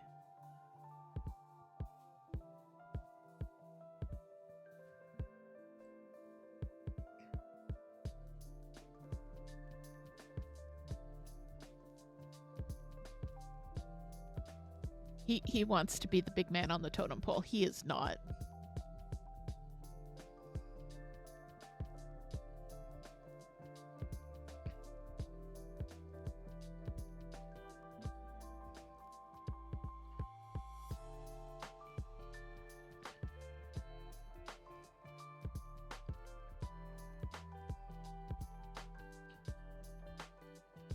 There's so many videos on cats and cat psychology and that kind of thing. Another of them has to do with sleeping positions and where they sleep, is their position in the colony and their relation to you and that kind of thing. And if you follow those, that line of thinking, then Bella always sleeps in the protecting the colony position. She's always up high near a window, watching out for danger. It's really cute.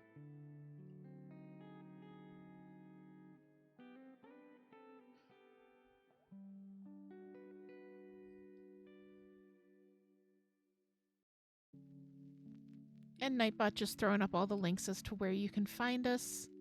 There is the YouTube channel, the TikTok channel, the VODs channel, the Discord. Gigi makes it super clear where I stand when we sleep too. Yeah. It's Gigi's bed, and I am not allowed to sleep in it, but somehow I do every night anyways, and it's unacceptable. It is Gigi's bed that he shares with his mama, and I am not welcome.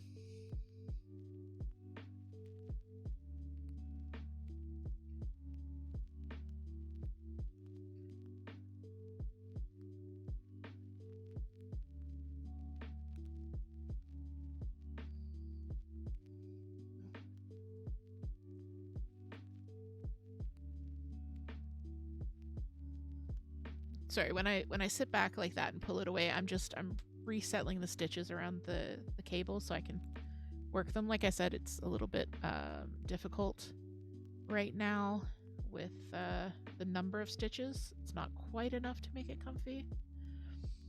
But this is an unreasonably large cable. Like, I wouldn't normally use these cables, except that I'm out of my 32 inch. My preferred length is like the 32, 36 inch for sweaters.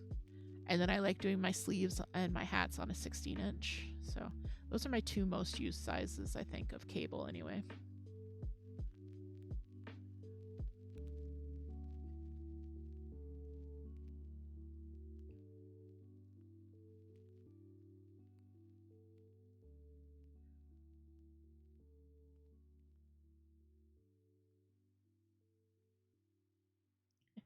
You loved hearing about the colony's hierarchy. Yes, they have a definite it's a definite hierarchy. Bella is definitely at the top. Pico and Early are below Bella, but because they don't challenge her, she doesn't really deal with them. I think if they do get into a tussle, she wins always. More so in the past than now. But I think they all accept her as the head of the hierarchy right now. And yeah, Gigi's just trying to move on up. And Bella and Pico are having none of it. It's really funny.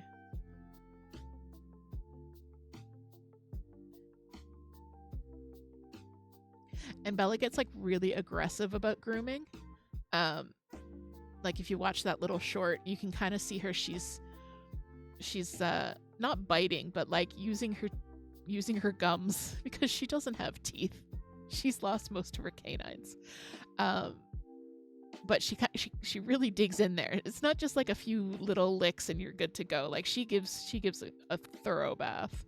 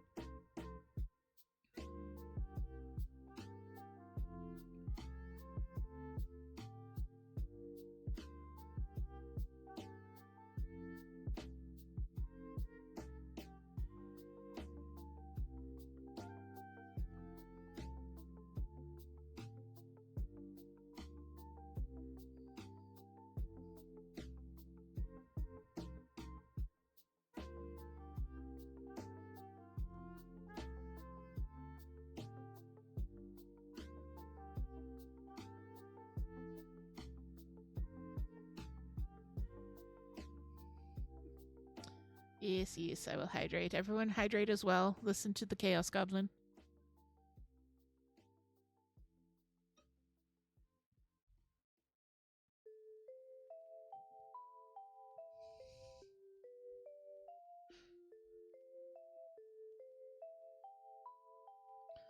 Almost done this row, and then I'll show you guys what it's looking like a little bit closer up.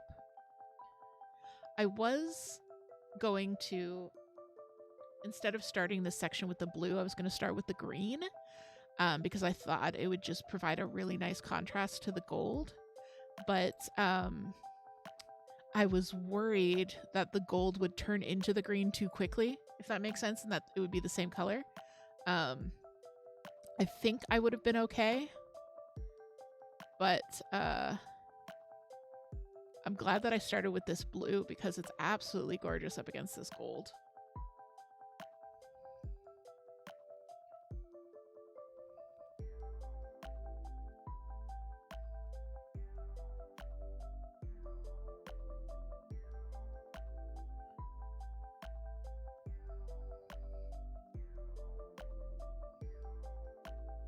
Oops. Oops. The person who made this first, who got really super addicted to it and did it really quickly, they described it as being the perfect level of fiddly, which I think is exactly right, because you have rounds like this that go really quick because you're just knitting in 1 or 2 colors. And then you have other rounds where like you're increasing or decreasing or doing cabling or that kind of thing. But it's just enough. It's a good balance. And also because each repeat, so a repeat is just the stitches between the markers here. So it's not very long. It's really easy to memorize. And you're just doing the same thing 34 times in a row, but it's only 10 stitches long. So like I can remember 10 stitches worth of stuff. Even I can do that. Okay.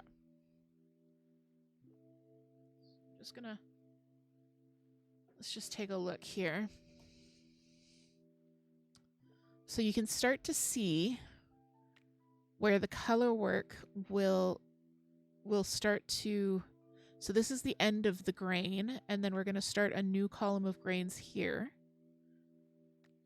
And you can kind of see, yeah, I really like the way that's looking. Yeah, I love that effect. With that large grain kind of popping out in the middle there. Oh, that's gonna look so cool. All right. Let's consult the pattern and see what I do next. I'm pretty sure I know what I do next, but... Yep.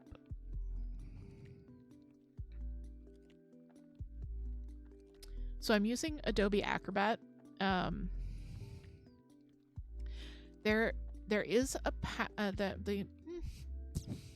there is an Android app called Knit Companion, where you can load your project PDFs into it and then basically make notes on the PDF, highlight what line you're on, that kind of thing, so that you don't lose track of where you are in a pattern. Unfortunately, it doesn't work with the Android emulator I use, BlueStacks, so I can't get it working on my PC. I can only get it working on my phone, which is slightly too small. So I am just using the Adobe Acrobat, the one that comes pre-installed on your computer. It has a few different functions you can use, even just the free version. I'm using the highlighter and the draw circle functions to just mark where I am on the pattern. I'm not going to show you the pattern because it's a paid for pattern.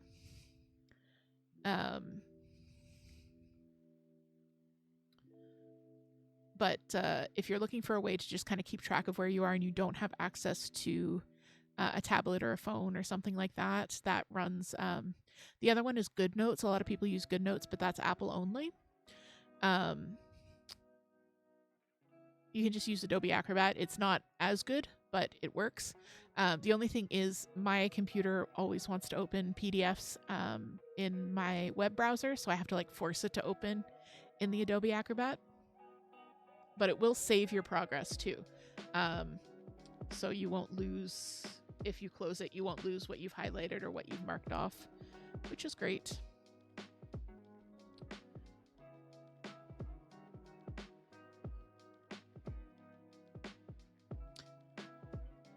Okay, so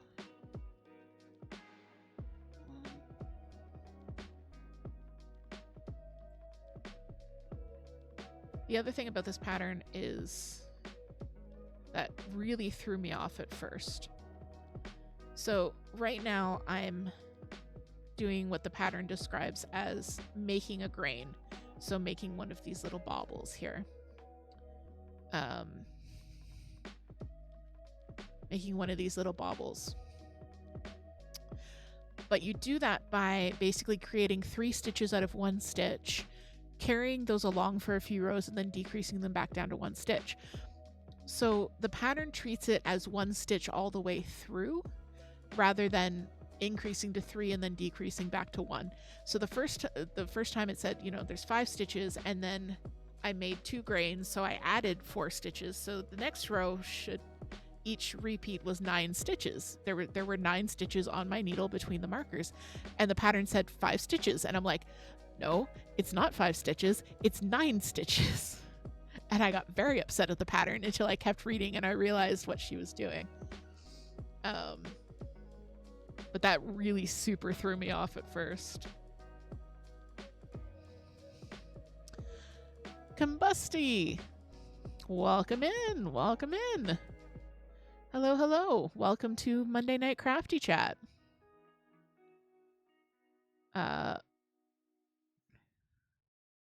Monday Night Crafty Chat is when we get together, we hang out, we work on our projects, whatever that happens to be. There's critters on the critter cam. Today I am knitting. I am working on the field sweater by Camilla Vad. Vad? I think it's Vad.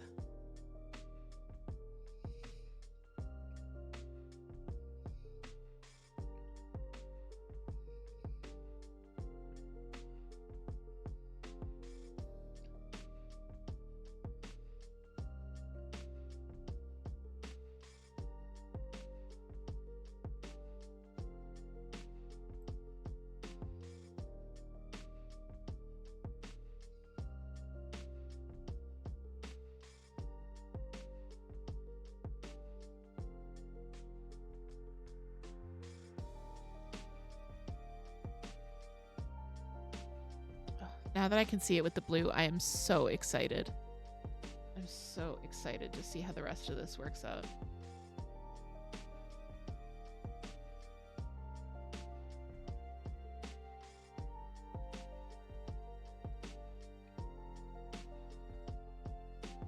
So we've been going for 2 hours, and I have done a row and a half. So that should tell you about how fast the rest of these rows will take me. 12 to go. 12 rows of grains and bubbles to go.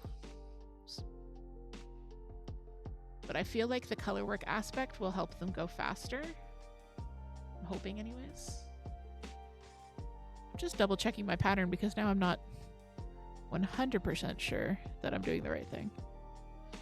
Yes, I am doing the right thing. I doubted myself.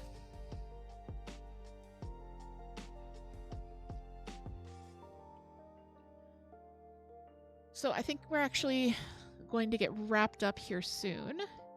It's been a couple hours. Toot has dinner on the stove. We did our tree eat. So this week I'm going to try and just do 2 streams. I will try and have some content up on the YouTube for you. But we're not going to have a stream Wednesday. Usually I would say Wednesday, 5 p.m. Eastern, come back here. But Wednesday, enjoy your evening. Think of me fondly. But we're going to be back on Friday at 5 p.m. Eastern. We're going to be playing Yono and the Celestial Elephants. I am so excited to get back into the game. I have been severely lacking some adorable cozy gaming in my life. I mean, I've been playing a ton of Pal World, but it's not always cozy. So that's the plan for this week. Today, Crafty Chat, Friday, Yono, and then I will post next week's schedule over the weekend. But like I said, hopefully I will have some content up for you on the YouTube. Toot is throwing up all kinds of links right now for you to check out, different ways to support us here on the channel, different ways that you can see my content, watch old streams. If you did just find Crafty Chat and you're looking for some good background noise, you're just tuning in at work, well, I'm so glad you could join us. I'm sorry you caught us right at the end of the stream. I usually get started around 5 p.m. Eastern. But like I was just saying, if you do want some body doubling, you can always go back, watch the VODs. They're available on Twitch for, I believe, a week. And then if you check out the VODs channel, which is the Cozy VODs on YouTube, all of my past streams are up there, except last week's Crafty Chat. I think I still need to put that up. And then there are edited shorter clip videos on the main channel. I think that's all I have to say about that. Join us in the Discord if you will. We have tons of animal pictures. You get more pictures of Pow, of Binks, of Bella, of all of our children, and of course we encourage you to share with us yours as well. So you can follow that link to join the Discord. You will get all the updates as to when we are going to go live, all the schedules. We have giveaways occasionally. We have tons of community events. And if you are working on a crafting project and you have questions about it, you can post in our crafting channel and get some input from other people. So with all that being said, I think we're going to leave it there. As Toot said, thank you so much for joining us. Monday is the best night of the week.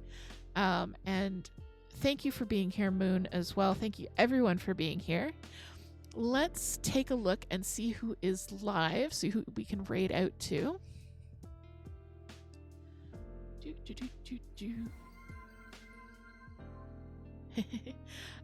Moon just redeemed a hydrate, so I'm going to grab that hydrate. And Toot did a little shout out for Moon. Moonfaced is a fellow streamer here on Twitch. She plays mainly FPS games, Valorant and Lethal Company, but manages to make them super cozy and chill, so definitely go check her out. Love her community. All right, so we are actually going to raid out. We are going to go see Pix Stitch. Pix is another creator here on the platform who does crafting. Not sure what he's working on tonight. Fellow Canadian as well. Looks like it is beads of some kind that we're doing tonight. All right, so we're gonna go raid Pix, see what he's up to. And in the meantime, my friends, I will see you on the YouTube channel. I will see you in the Discord. And as always, I will see you in my heart. All right, bye-bye-bye. Bye-bye. Bye-bye. Bye-bye.